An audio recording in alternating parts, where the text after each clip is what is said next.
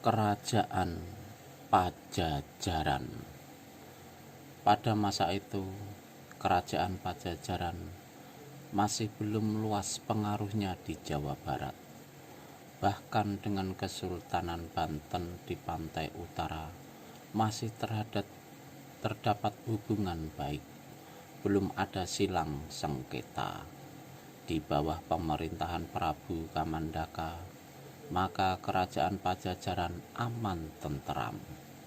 Penduduk hidup berkecukupan, tapi di dunia ini selalu saja ada manusia yang berbusuk hati, yang iri dan dengki, yang tidak senang dengan kebahagiaan orang lain, yang tidak suka dengan keberuntungan orang lain, yang tidak suka akan kekuasaan orang lain, dan ingin meruntuhkan kekuasaan orang lain itu, lalu ganti menguasainya. Saat itu, satu-satunya manusia di seluruh Pajajaran yang paling membenci Prabu Kamandaka ialah Werku Alit. Dalam tambu keturunan raja-raja Pajajaran, maka Prabu Purnawijaya adalah satu-satunya raja Pajajaran yang tidak mempunyai keturunan kandung dari permaisurinya. Mungkin ini sudah menjadi takdir dewa-dewa di Kayangan, dan ini jugalah yang menjadi pangkal sebab buntut daripada terjadinya banjir darah di Pajajaran. Ketika Prabu Purnawijaya mangkat, maka tokoh-tokoh istana, ahli-ahli agama, dan orang-orang tua kerajaan menyepakati untuk menobatkan Kamandaka, adik kandung Prabu Purnawijaya, menjadi Raja Pajajaran.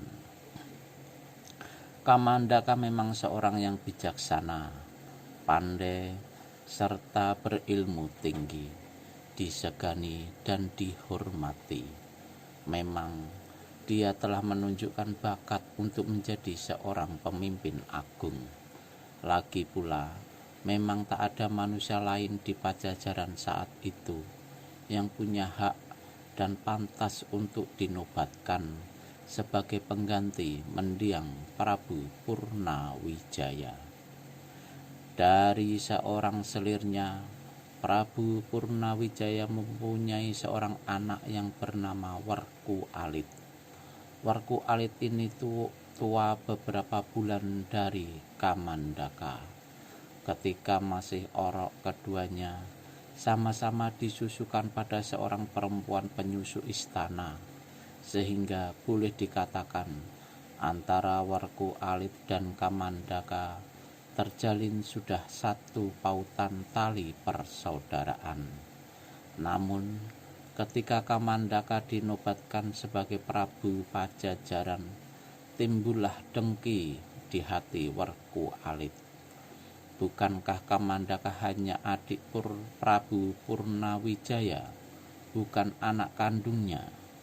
Dan bukankah dia sebagai anak dari Prabu Purnawijaya lebih mempunyai hak untuk memegang tahta kerajaan? Werku Alit dalam dengkinya, apalagi sesudah kena hasutan oleh golongan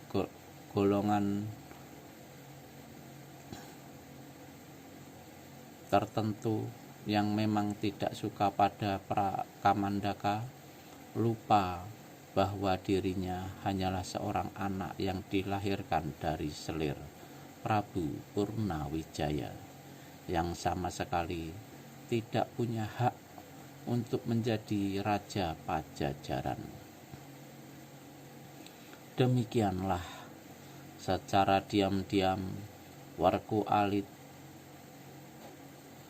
meninggalkan istana Pajajaran, mengembara menuntut ilmu dan menghubungi beberapa orang tertentu. Ketika dia kembali ke istana, maka saat itu dia sudah menyusun suatu rencana besar, yaitu merebut tahta kerajaan dengan jalan kekerasan. dengan pertempuran, dengan peperangan. Dalam pengembaraan itulah Warku Alit bertemu dengan Suranyali atau Mahesa Birawa. Tahu bahwa Mahesa Birawa seorang manusia sakti luar biasa, maka Warku Alit mengambilnya sebagai tangan kanan dengan perjanjian. Bila kerajaan berhasil digulingkan, maka Mahesa Birawa akan dijadikan Perdana Menteri. Dalam menjadi tangan kanan membantu rencana busuk Warku Alit, Mahesa Birawa mempunyai rencana sendiri, rencana dalam selimut. Jika kerajaan jatuh dan Warku Alit menang, maka Mahesa dan kawan-kawannya akan menyingkirkan Warku Alit untuk kemudian dia sendiri yang akan menampilkan diri menduduki tahta kerajaan Pajajaran. Di hutan belantara di sekitar kaki Gunung Halimun kelihatan bertebaran ratusan buah kemah. Inilah pusat bala tentara pemberontak yang hendak merebut tahta kerajaan Pajajaran di bawah pimpinan Warku Alit. Sementara Warku Alit kembali ke Pajajaran, maka pimpinan dipegang langsung oleh tangan kanannya, yaitu Mahesa Birawa. Di sini berhimpun sekitar 1.000 prajurit. Kebanyakan dari pasukan-pasukan ini didapat Warku Alit dan Mahesa Birawa dari adipati-adipati kecil yang bernaung di bawah Pajajaran, tapi yang kena dipengaruhi dan dihasut oleh kedua orang itu. Bahkan saat itu Mahesa Birawa masih menunggu beberapa orang adipati lagi yang telah dihubunginya. Jika adipati-adipati ini datang dan menyerahkan beberapa ratus prajurit tambahan, maka dapatlah diatur kapan dilaksanakan penyerangan terhadap Pajajaran.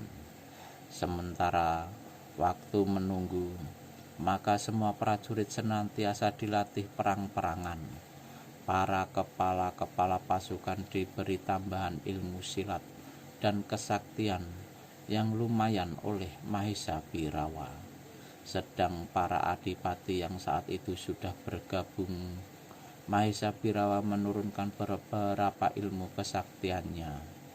Mahesa merasa sangat menyesal sekali ketika mendapat kabar bahwa 3 orang anak buahnya yang diam di Jatiwalu telah menemui ajal akibat bentrokan dengan anak-anak murid perguruan Gua Sanggreng. Sedang Kalingundil hilang lenyap tak tentu rimbannya. Kalau saja keempat manusia itu ada di sana, tentu tak usah payah-payah dia menggembleng kepala-kepala pasukan dan adipati-adipati itu. Tapi tak apa payah sedikit. Nanti dia akan memetik hasilnya sendiri. Di dalam kemah besar yang terletak di tengah-tengah ratusan kemah di kaki Gunung Halimun itu, mengelilingi sebuah meja bulat telur, maka duduklah 4 orang laki-laki. Yang pertama tak lain dari Mahesa Birawa, kumis melintang dan badan semakin gemuk. Yang kedua Adipati Karangtretes, yaitu Jakaluwing, bercambang bau lebat, potongan tubuhnya tegap kekar. Yang ketiga yang duduk di samping kiri Mahesa Birawa ialah seorang berbadan tinggi kurus, bermuka licin, bernama Surablabak. Dia adalah Adipati Manganreja. Yang terakhir seorang laki-laki berbadan gemuk pendek, berkepala sulah. Sinar lampu dalam kemah membuat kepalanya itu berkilat seperti bersinar-sinar. Manusia ini bernama Lana Blong, Adipati Kendil.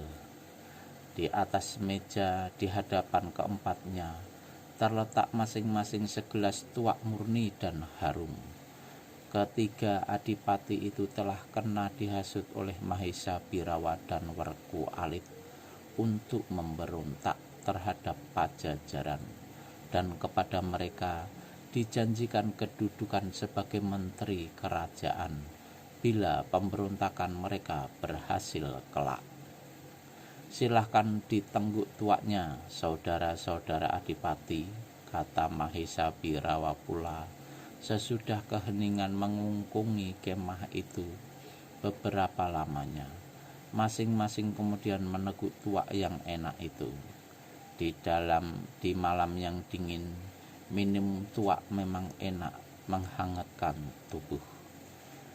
Jakaluwing rabat cambang baunya, lalu bertanya, kapan kira-kiranya saat kita akan menggempur Pajajaran, Adimas Mahesa Birawa?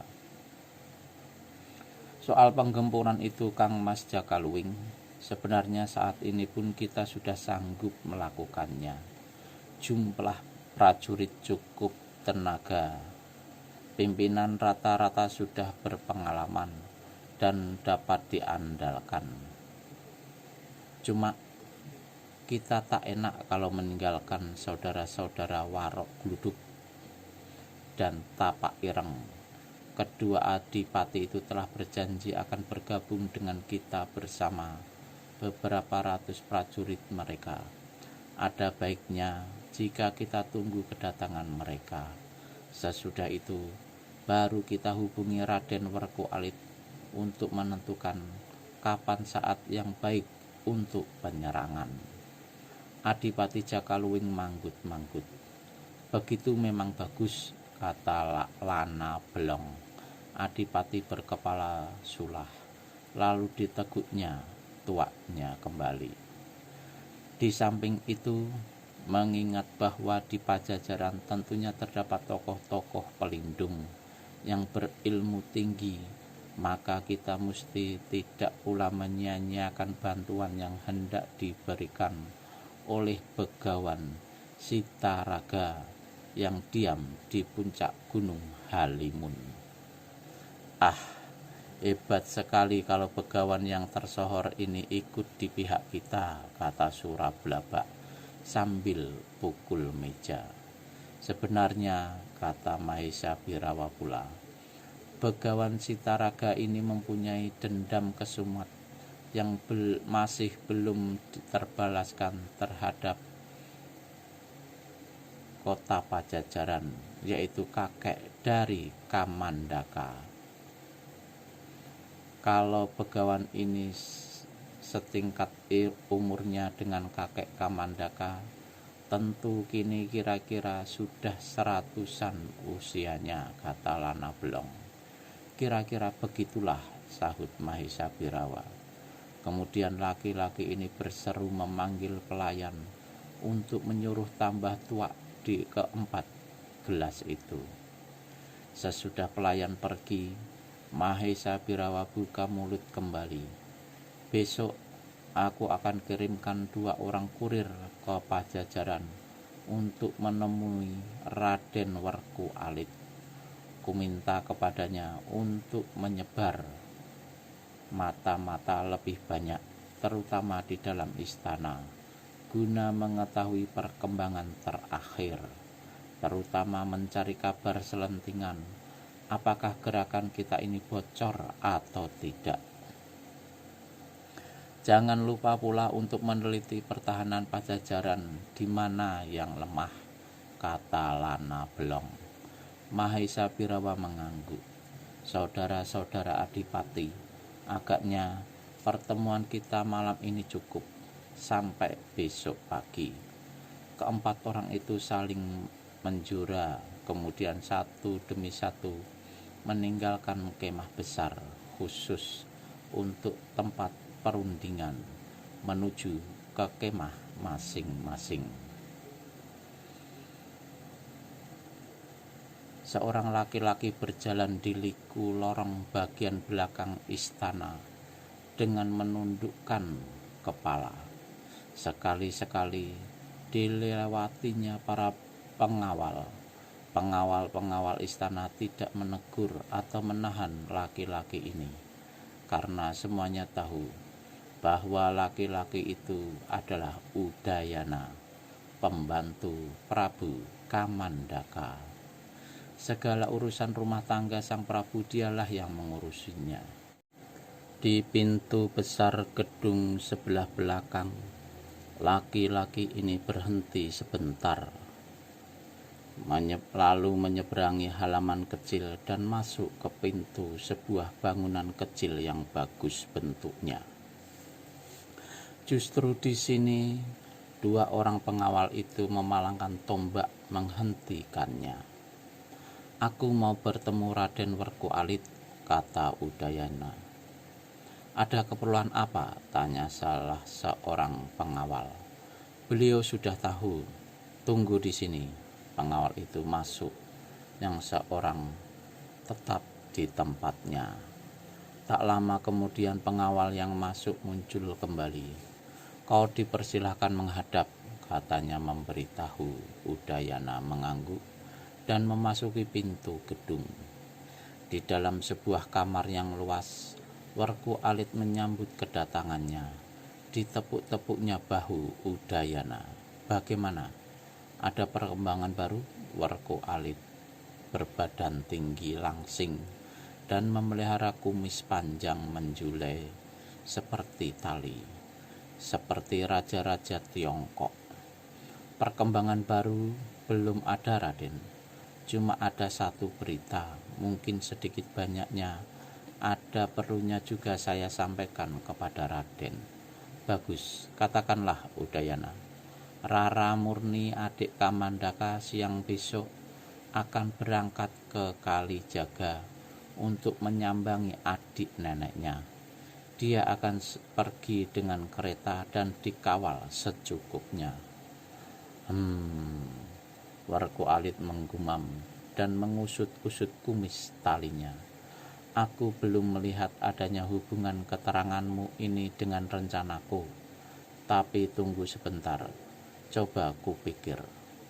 Tangan yang tadi mengusut kumis ini memijit-mijit kening, dan tangan itu tiba-tiba menepuk bahu Udayana sampai laki-laki ini terkejut. "Aku telah melihat kegunaan keteranganmu ini, Udayana. Suruh seorang mata-mata kita menghubungi Kalasrenggi. Katakan bahwa aku akan bicara dengan dia malam ini di pondok tua di luar tembok kerajaan." Udayana menjura. "Perintah Raden akan saya jalankan," katanya, lalu cepat-cepat meninggalkan kamar itu. Seluruh bala tentara kerajaan Pajajaran dibagi atas 5 kelompok, dan tiap-tiap pasukan dibagi 2. Masing-masing bagian dikepalai oleh seorang yang disebut kepala prajurit. Kalasrenggi adalah salah seorang dari kepala pasukan bala tentara Pajajaran. Sebagai kepala pasukan, tentu saja dia memiliki ilmu dan pengalaman yang dapat diandalkan. Dan memang banyak orang yang mengatakan bahwa di antara 5 kepala pasukan Pajajaran, maka Kalasrenggi adalah yang paling tinggi ilmunya. Tapi sayang, kepala pasukan ini telah pula terseret ke dalam rencana busuk Werku Alit dan Mahesa Birawa. Telah kena bujuk dan dihasut untuk memberontak dan menggulingkan pemerintahan Prabu Kamandaka. Siang tadi, seorang suruhan Raden Werku Alit telah menemui Kalasrenggi dan menyampaikan pesan bahwa Werku Alit akan bicara dengan dia malam ini di pondok tua di luar tembok kerajaan. Maka malamnya dengan seorang diri, Berangkatlah Kalasrenggi ke tempat yang ditentukan itu. Dia sampai ke pondok itu. Sebenarnya tak pantas disebut pondok, karena sama sekali bangunan tua itu tiada mempunyai dinding, dan atapnya pun sudah sebagian melompong dimakan umur. Pondok atau lebih tepat serata itu sunyi saja. Tak seorang pun kelihatan di sana. Salasrenggi berpikir tentu Raden Werku Alit belum sampai ke sana, maka dia pun menunggulah. Dinyalakannya sebatang rokok. Dia memandang ke angkasa. Langit kelihatan mendung. Bintang-bintang mulai tertutup awan. Bulan menghilang dan angin bertambah besar serta dingin. Dia tak sabaran menunggu. Rokok yang dihisapnya sudah hampir habis. Bebarengan ketika rokok itu dibuangnya ke tanah, maka di pengkolan muncul 3 sosok bayangan. 2 dari sosok bayangan itu berhenti, sedang yang satu terus melangkah ke arah teratak itu. "Sudah lama kau?" bertanya orang yang datang ini, yang tak lain dari Werku Alit adanya. "Sudah juga," sahut Kalasrenggi. "Raden mau bicara apa dengan saya?" Sementara itu hujan rintik-rintik mulai turun. Angin tambah kencang. "Ada tugas buatmu besok, Kalasrenggi," kata Werku Alit. "Tugas apakah, Raden?" Hujan rintik-rintik berubah menjadi lebat. Guruh menggelegar. Kilat menyambar. Sesosok bayangan putih di bawah penerangan kilat yang hanya sedetik saja terangnya kelihatan berlari sangat cepat menuju teratak tua itu. Werku Alit dan Kalasrenggi terkejut sekali, dan tangan-tangan mereka segera meraba hulu senjata di pinggang masing-masing. "Hujan sialan," terdengar orang yang baru datang ini merutuk. Kemudian dia berpaling pada Werku Alit dan Kalasrenggi dan berkata, "Saudara-saudara, aku numpang mondok sama-sama kalian." Werku Alit dan Kalasrenggi memandang tajam pada laki-laki yang baru datang ini. Dia masih muda, berbadan kekar dan berambut gondrong. Kedatangannya mau tidak mau mencurigakan. Kedua orang itu meski ada alasan bahwa dia datang ke sana untuk berteduh karena hujan lebat. "Kau siapa?" tanya Kalasrenggi membentak garang. Pandangannya buas sekali. Tangan kirinya menyelinap ke pinggang. Laki-laki muda yang dibentak memandang dengan keheran-heranan. "Memangnya apa aku tidak boleh mondok di sini, saudara? Aku tanya kau siapa, dan jangan banyak tanya," arti Kalasrenggi. Pemuda itu bersiul dan menyeringai. "Tak usahlah bicara pakai membentak segala. Urusan kecil kalau dipersoalkan dengan kasar bisa menimbulkan gara-gara yang tidak diingini." Kalasrenggi dengan tidak sabar melangkah ke hadapan pemuda itu dan hendak menempelaknya. Tapi langkahnya dihentikan ketika dalam kegelapan dan masih sempat melihat isyarat yang diberikan oleh Werku Alit. Werku Alit tak ingin terjadi keributan yang buntut-buntutnya bisa membocorkan rencana besarnya. Karena itu, dengan terancam, dia melangkah mendekati pemuda itu. "Saudara," kata Werku Alit sambil memegang bahu si pemuda, harap maafkan. Kawanku memang lagi kasar berangasan habis kalah judi. Sudahlah, tak ada yang harus kita ributkan di malam buta begini. Mana hujan, mana dingin. Bukankah begitu?" "Ah, tepat sekali, saudara," jawab si pemuda. Werku Alit tersenyum. Tiba-tiba laksana kilat cepatnya Dua jari tangan kirinya menusuk ke muka, menghantam urat besar di bagian kiri tubuh si pemuda. Tak ampun lagi, pemuda itu rebah ke tanah. Sebagian kakinya terjulur lewat atap dan segera diguyur oleh air hujan. Warku Alit tertawa mengekeh. Pemuda konyol, mau banyak tingkah. Tapi siapa tahu dia bukan pemuda biasa, Raden. Mungkin mata-mata. Ah, tampangnya saja geblek, dogol. Bagaimana bisa jadi mata-mata? Buktinya, sekali totok saja sudah rubuh. Kala Serenggi memandang sosok tubuh yang menggeletak menelungkup itu. Dia bermaksud untuk menggeledah pemuda itu, namun didengarnya Warku Alit berkata, "Sudah, tak perlu pedulikan kunyuk itu. Mari kita mulai pembicaraan. Menurut keterangan pembantu rahasiaku, besok siang Rara Murni akan berangkat dengan kereta ke Kalijaga. Tugasmu culik gadis itu, sekap di kuil tua di lembah Lima Naluk. Bila sudah beri laporan sama aku, biar aku tentukan langkah selanjutnya." "Itu tugas mudah, Raden," kata Kala Serenggi.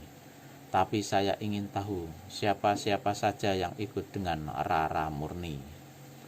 "Aku tak mendapat keterangan tentang hal itu. Yang penting, kau harus tangkap Rara Murni hidup-hidup. Yang lainnya, kalau melawan bereskan saja, habis perkara." "Baiklah, Raden. Sebelum malam tiba besok, saya akan mengirimkan seseorang untuk memberitahukan bahwa tugas sudah selesai." Warku Alit menepuk bahu kepala pasukan itu. "Nah, aku segera pergi sekarang." Kala Serenggi memperhatikan sampai ketiga orang itu lenyap di kejauhan dalam kegelapan malam. Kemudian laki-laki ini memutar tubuh dan kembali matanya memandang manusia yang menelungkup di bawah teratak itu. Dia membungkuk hendak menggeledah, meneruskan niatnya yang tadi batal. Tapi kemudian terpikir olehnya, perlu apa susah-susah dengan diri orang lain. Dengan seenaknya, Kala Serenggi menendang tubuh laki-laki yang menggeletak itu, sehingga tubuh itu terlontar sampai beberapa tombak. Kala Serenggi kemudian berlalu pula dari teratak tua itu. Hanya beberapa ketika saja Kala Serenggi meninggalkan teratak tua itu, maka orang yang tadi ditotok dan ditendang anehnya tiba-tiba berdiri dengan cepat. Dia melangkah kembali ke bawah teratak. Disekanya mukanya yang basah oleh air hujan dan berselemotan lumpur. Diperhatikannya pakaiannya kotor semua. Ditepuk-tepuknya pinggul kirinya yang tadi bekas kena ditendang Kala Serenggi. "Sialan betul, sakit juga tendangan kunyuk itu," makinya seorang diri. "Di lain hari aku akan balas keramah tamahannya tadi." Sesungguhnya sewaktu Warku Alit menotoknya tadi, orang ini sudah dapat menduga gerakan dan maksud Warku Alit. Sebelum totokan datang, cepat-cepat bagian tubuh di samping kiri dialirkan dengan tenaga dalam. Kemudian ketika totokan Warku Alit mendarat di tubuhnya, laki-laki ini pura-pura jatuh tak sadarkan diri. Demikian juga ketika Kala Serenggi menendangnya. Dia dalam menelungkup, pura-pura pingsan, masih sempat melihat gerakan kaki orang itu dan bersiap menjaga diri, sehingga waktu ditendang tubuhnya hanya terasa pegal-pegal sedikit, dan apa yang telah dibicarakan kedua orang itu dapat didengarnya dengan jelas. Orang ini duduk bergelung lutut dan berpikir-pikir, siapakah gerangan kedua orang tadi? Siapa yang dipanggil dengan sebutan Raden? Dan siapa yang satu lagi, mengapa mereka bicara di tempat terpencil dan di malam hari berudara buruk seperti ini? Dan tugas yang diberikan oleh orang yang dipanggilkan Raden itu, siapakah Rara Murni? Apakah keduanya bukan gerombolan-gerombolan rampok pengacau yang hendak menculik Rara Murni kemudian melakukan pemerasan terhadap orang tua gadis itu? Orang itu usut-usut dagunya, banyak yang tak dimengertinya atas apa yang telah dialaminya tadi. Tapi esok bila sudah siang, dia bisa mencari keterangan di kota raja. Sejak pagi sampai saat itu, sudah beberapa jam dia mengelilingi kota raja. Berbagai tempat dan pelosok didatanginya. Namun tampang-tampang manusia dua orang yang ditemuinya malam tadi tak berhasil dicarinya. Akhirnya masuklah dia ke dalam sebuah kedai. Memang saat itu tenggorokannya sudah seperti terbakar oleh rasa haus dan perutnya perih keroncongan. Sambil makan, dia terus juga berpikir-pikir. Rasanya tak mungkin kedua orang yang semalam itu gerombolan-gerombolan rampok. Seorang rampok tak akan dipanggil Raden. Pasti yang dipanggil Raden itu seorang bangsawan kaya. Lalu kenapa bangsawan kaya mau menculik gadis orang? Mungkin pernah melamar tapi tak diterima. Dia menyudahi makanannya. Ketika dia memandang berkeliling, ternyata kedai itu sudah penuh dengan tamu-tamu yang makan siang. Dengan perut kenyang, dia kemudian melangkah mendekati pemilik kedai. Ditanyakannya beberapa jumlah yang harus dibayarkannya, lalu diberikannya sejumlah uang. "Ini kembalinya, nak," kata orang kedai. Dia sudah tua, rambutnya sudah putih semua. "Ah, tak usah, ambil saja," kata pemuda. Si orang tua jadi keheranan. Demikian juga beberapa orang yang duduk di dekat sana. Pemuda yang berambut gondrong, berpakaian lusuh, serta bertampang keren, tapi macam anak-anak itu, berlagak seperti seorang kaya raya yang punya banyak uang, sok tak mau terima uang kembalian. Tapi perhatian orang hanya sebentar tertuju kepada si pemuda. Masing-masing kemudian sibuk mengurusi mulut dan perutnya sendiri. Si pemuda mendekati pemilik kedai dan berkata perlahan, "Uang yang kulebihkan itu untuk membayar beberapa keterangan darimu, Bapak," katanya. "Keterangan?" Si orang tua kerenyitkan kening. "Keterangan apa? Bapak sudah lama di kota raja ini? Dari masih orok sampai punya buyut," jawab pemilik kedai pula. Hatinya masih bertanya-tanya dan heran. "Kenapa anak-anak tanya begitu?" "Oh, tak apa-apa. Mungkin Bapak kenal dengan seorang perempuan bernama Rara Murni." Pertanyaan ini membuat si orang tua lebih heran. "Semua orang di Pakuan ini tahu siapa Rara Murni," katanya. "Oh, pantas. Rara Murni yang kau tanyakan itu adalah adik sang Prabu Kamandaka." Tentu saja si pemuda mendengar ini jadi kaget sekali. Siapa sangka kalau Rara Murni adik dari Raja Pajajaran. Namun dengan pandainya dia menyembunyikan kekagetannya itu. Kemudian terdengar suara orang kedai bertanya, "Anak muda, ada maksud apakah kau bertanya adik sang Prabu itu?" "Oh, tidak apa-apa. Kalau kau bermaksud buruk, ketahuilah bahwa di kota raja ini banyak sekali hulu balang sang Prabu yang bertelinga tajam." Si pemuda sunggingkan senyum. "Kau terlalu bercuriga terhadapku, orang tua. Aku hanya seorang pemuda desa yang mendengar kabar disampaikan dari mulut ke mulut bahwa Rara Murni adalah seorang yang cantik jelita. Biasa bukan laki-laki tanya perempuan?" Pemuda ini kemudian tertawa geli.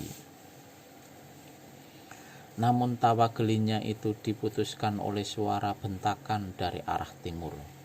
Manusia yang berani bicara seenaknya tentang adik sang Prabu, coba putar tubuh, aku mau lihat tampangnya.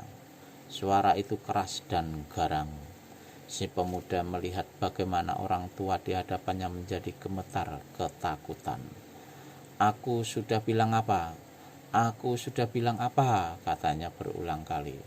Pemuda itu dengan perlahan memutar tubuh.